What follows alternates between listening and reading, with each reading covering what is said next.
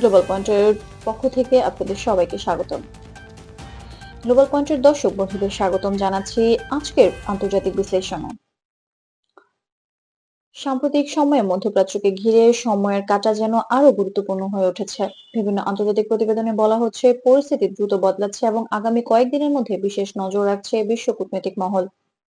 সামাজিক যোগাযোগ মাধ্যমে ছড়িয়ে পড়া কিছু দাবিতে বলা হয়েছে যুক্তরাষ্ট্র নাকি খুব অল্প সময়ের ব্যবধানে বড় ধরনের সিদ্ধান্ত নিতে যাচ্ছে। তবে ভেরিফাইড তথ্য বিশ্লেষণ করলে দেখা যায় বিবিসি, রয়টার্স, অ্যাসোসিয়েটেড প্রেস এবং সিএনএন এর মতে নির্ভরযোগ্য সংবাদ মাধ্যম কোথাও 48 ঘন্টার আলটিমেট বা নিশ্চিত কোনো সময়সীমার কথা বলেনি। এদিকে কাতারের আল উদেইদ এয়ারবেস নিয়ে নতুন করে আলোচনা শুরু হয়েছে। আন্তর্জাতিক সূত্র জানাচ্ছে যুক্তরাষ্ট্র সেখান থেকে কিছু সামরিক সদস্য ও সরঞ্জাম পুনর্বিন্যাস বা সাময়িকভাবে স্থানান্তর করেছে। এটি সরাসরি কোনো সামরিক পদক্ষেপের ঘোষণা নয়, বরং নিরাপত্তা ঝুঁকি বিবেচনায় নেওয়া একটি সতর্কতামূলক ব্যবস্থা হিসেবে ব্যাখ্যা করছেন বিশ্লেষকরা।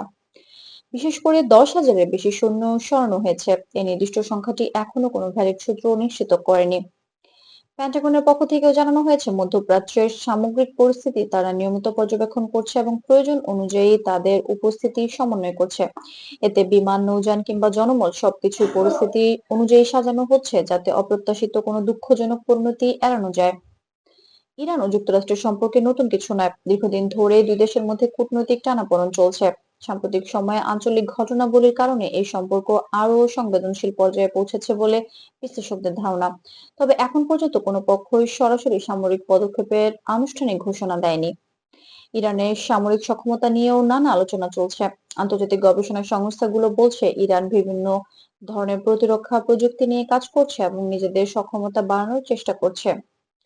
তবে সামাজিক মাধ্যমে যেভাবে হাইপারসনিক বা তাৎক্ষণিক আঘাত সংক্রান্ত দাবি ছড়ানো হচ্ছে সেগুলোর অনেকটাই এখনো স্বাধীনভাবে যাচাই হয়নি।